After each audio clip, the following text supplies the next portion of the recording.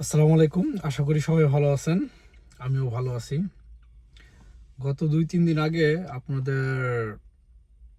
আপনারা সবাই দেখেছেন কোরিয়ার ইনছনে আপনার সৌগু এলাকায় একটা ফ্যাক্টরিতে, সৌগু যেহেতু একটা ইন্ডাস্ট্রিয়াল এরিয়া, ওই ইন্ডাস্ট্রিয়াল এরিয়াতে এক বাংলাদেশি ইউনিয়ন কর্মীর তার উপর আর কি আপনার অমানবিকভাবে অত্যাচার হয়েছে, যা ওই কোম্পানির, যতটুকু শুনতে পারছি ওই কোম্পানির হচ্ছে বোজাং, ওই কোম্পানির বোজাং পোস্টে বা ম্যানেজার পোস্টে, তা ওই কোম্পানিরই আপনার সাজাং নিম বা ওই কোম্পানির মালিক ওনারের ছেলে নাকি এই বোজাং নিম বা ম্যানেজার, সে নাকি বাংলাদেশি শ্রমিকের উপরে আপনার হাত তুলছে। এবং সে নাকি এটা রিজন দিছে হচ্ছে তার আগের দিন কেন ফোন ধরে নাই, এই কারণে নাকি তাকে রোমে গিয়ে তার গলা ধরে এবং তাকে ইচ্ছা মতন আপনার থাপ্পড় চর ঘুষি এগুলো তো দিছে।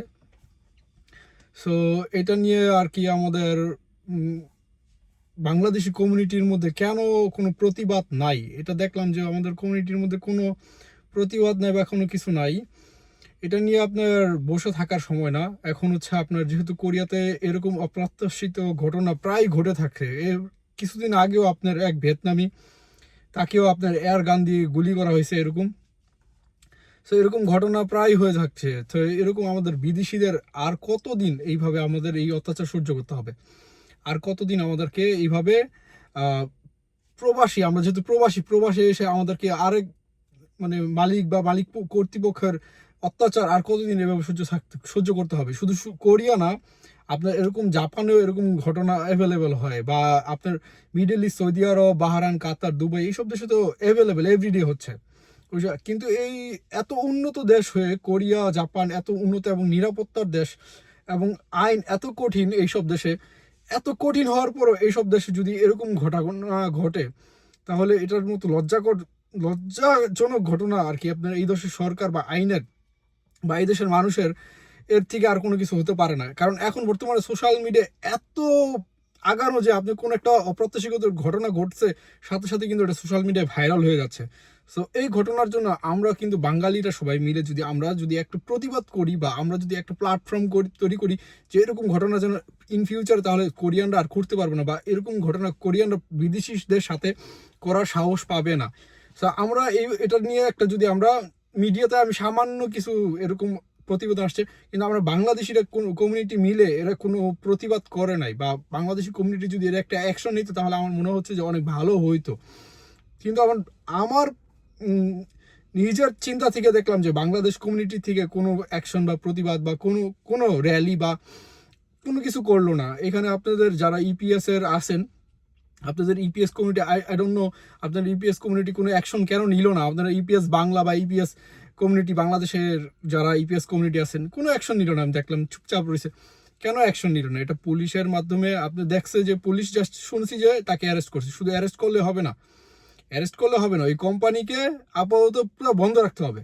বন্ধ রেখে এটার প্রতিবাদ সবাই একদম, মানে মোট কথা মিডিয়ায় হাইলাইট থাকতে হবে। প্রত্যেকদিন মিডিয়ায় হাইলাইট থাকলে তাহলে এই কোম্পানি আপনার অ্যাকশন নিবে, সরকার এই কোম্পানি বন্ধ করবে, বা ওই যাকে অ্যারেস্ট করছে একটা বিগ অ্যামাউন্টের একটা এখানে জরিমানা করা উচিত। জরিমানা করে যিনি এইভাবে লাঞ্ছিত হয়েছে, তাকে এই লাঞ্ছিত না করার জন্য তার কাছে মাপ চাইতে হবে, এবং প্রকাশ্যে তার কাছে মিডিয়াতে এসে প্রকাশ্যে ক্ষমা চেতে হবে, তার কাছে ক্ষমা চেতে হবে, এবং তার ক্ষতিপূরণ দিতে হবে।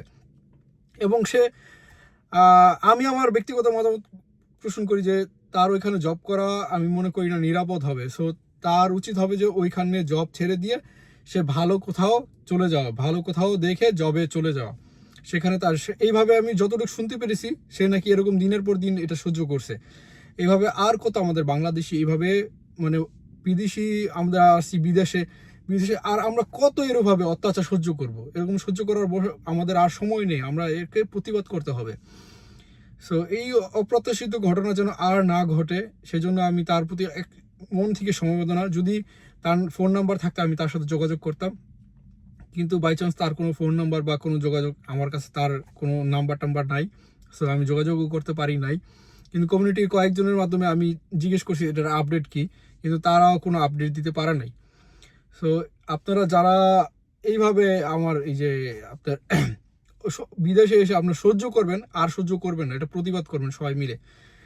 প্রয়োজন হলে কমিউনিটি সবাই মিলে এটা প্রতিবাদ করবেন। সবাইকে এই পর্যন্ত, ভালো থাকবেন সবাই, থ্যাংক ইউ।